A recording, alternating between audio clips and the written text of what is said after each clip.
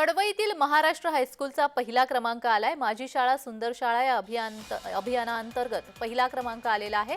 Maharashtra high school गुणवत्तेच्या सर्व टप्प्यावरती यशस्वी ठरले।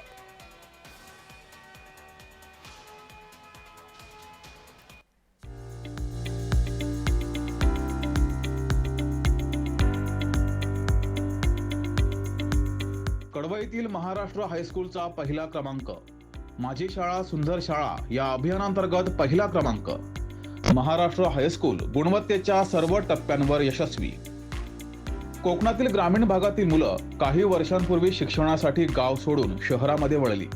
गावच्या शाळेत सर्व सोयी सुविधांसह विविधांगी शैक्षणिक उपक्रम उपलब्ध झाले तर गावातील विद्यार्थी शहराकडे वळणार नाहीत या उद्देशानं 1962 मध्ये कडवई गावातील काही मुस्लिमांनी गावातील मुलांच्या भविष्यासाठी एक शाळा सुरू केली।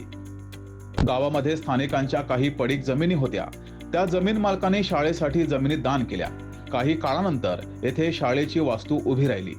पाहता पाहता शाळेनं प्रत्येक क्षेत्रात उंच भरारी घेतली आहे। पुढे ही शाळा जिल्ह्यामध्ये महाराष्ट्र उर्दू हायस्कूल कडवई म्हणून नावारूपाला आली। 60-70% मुलं अशी आहेत जी ह्या देणगीवर, ह्या चॅरिटी डोनेशन्सवर अवलंबून आहेत आणि त्यांचं शिक्षण काही मोफत, काही क्षुल्लक अगदी फीज भरून जे होते, त्यामुळे एक समाजाकडून जे फंड्स येत आहेत त्या परत समाजाला त्यामुळे कसं बेनिफिट होते ह्याचं एक चांगलं उदाहरण एज्युकेशन सोसायटी कडवईनी ह्यापूर्वी पण चालू ठेवलेलं आहे, याच्या पुढेही चालू आहे।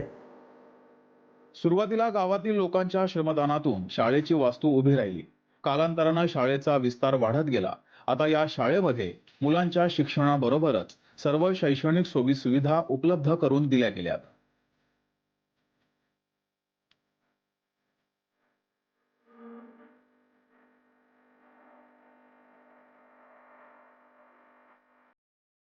मला खूप अभिमान वाटते की माझी शाळा मुख्यमंत्री सुंदर शाळामध्ये प्रथम क्रमांक घेतली आहे आणि मला अभिमान आहे की मी अशी शाळामध्ये शिकतो जे पुरे जिल्ह्यात अव्वल नंबरवर आहे। शाळेच्या व्यवस्थापनानं कालांतरानं शाळेचं रूपडं पालटलं। संपूर्ण जिल्ह्यात शाळा नावारूपाला आली आहे। राज्याच्या कानाकोपऱ्यातून शाळेतील प्रवेशासाठी विचारणा होऊ लागली आहे। पुढे ही उर्दू शाळा महाराष्ट्र हायस्कूल नावानं प्रसिद्ध झाली आहे। नवीन सोसायटी आल्यानंतर इथे बरेच काही चेंजेस झाले आणि त्याच्यामध्ये जिम्नॅझियम आहे, लायब्ररी आहे। आधी पण लायब्ररी होती पण एवढी डेव्हलप नव्हती आणि मग मुख्यमंत्री माझी शाळा सुंदर शाळा हा उपक्रम आल्याच्या नंतर दुसऱ्या टप्प्यामध्ये आम्ही भाग घेतलेला आणि त्याच्यामध्ये आमचा जिल्ह्यामध्ये पहिला नंबर आला आणि तो नंबर जेव्हा आम्हाला कळला तेव्हा आम्ही सर्वजण, कारण त्याच्यासाठी आम्ही रात्रंदिवस काम केलेला होता आणि आम्हाला खूप आनंद झाला। शाळेमध्ये अनेक गावातून विद्यार्थी शिक्षणासाठी येत आहेत, त्यामुळे शाळा व्यवस्थापनानं बाहेरून येणाऱ्या विद्यार्थ्यांसाठी वसतिगृह बांधण्याचा निर्णय घेतला। काही दानशूर व्यक्तींच्या सहकार्यानं शाळेसाठी सोयी सुविधांनी सुसज्ज असं वसतिगृह बांधलं गेलंय, ज्याचा फायदा बाहेरून शिक्षणासाठी येणाऱ्या विद्यार्थ्यांना मोठ्या प्रमाणात होतोय।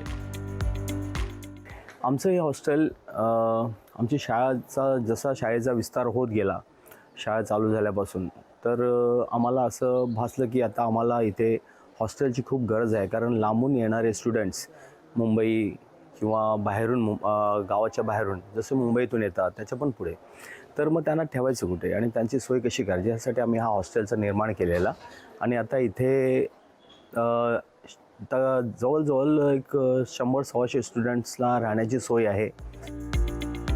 सुरुवातीला ही शाळा उर्दू माध्यमाची शाळा म्हणून गावामध्ये नावारूपाला आली, मात्र नंतर या शाळेमध्ये मराठी आणि इंग्रजी माध्यम सुरू केलं गेलं। या शाळेमध्ये सर्व जाती धर्माचे विद्यार्थी शिक्षणासाठी येत आहेत। अलीकडेच महाराष्ट्र राज्य सरकारमार्फत घेण्यात आलेल्या डॉक्टर बाबासाहेब आंबेडकर मुख्यमंत्री माझी शाळा सुंदर शाळा या अभियानाअंतर्गत आधुनिक शाळेच्या स्पर्धेमध्ये महाराष्ट्र उर्दू हायस्कूल कडवई गुणवत्तेच्या सर्व टप्प्यांवर यशस्वी ठरली आहे। तालुक्यामध्ये प्रथम आल्यानं ही शाळा आता संपूर्ण तालुक्याचं प्रतिनिधित्व जिल्ह्यामध्ये करणार आहे।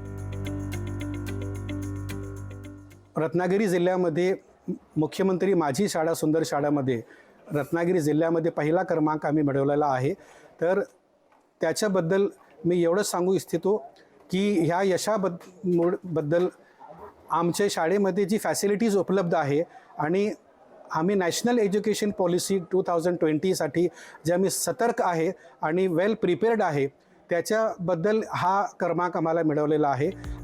जिल्ह्यातील विद्यार्थ्यांना दर्जेदार शिक्षण मिळावं आणि शिक्षणाच्या माध्यमातून सुसंस्कृत नागरिक घडावेत आणि त्यांना रोजगार मिळावा या उद्देशानं या संस्थेचं निरंतर कार्य सुरू आहे. रवींद्र कोकाटे, जय महाराष्ट्र, रत्नागिरी.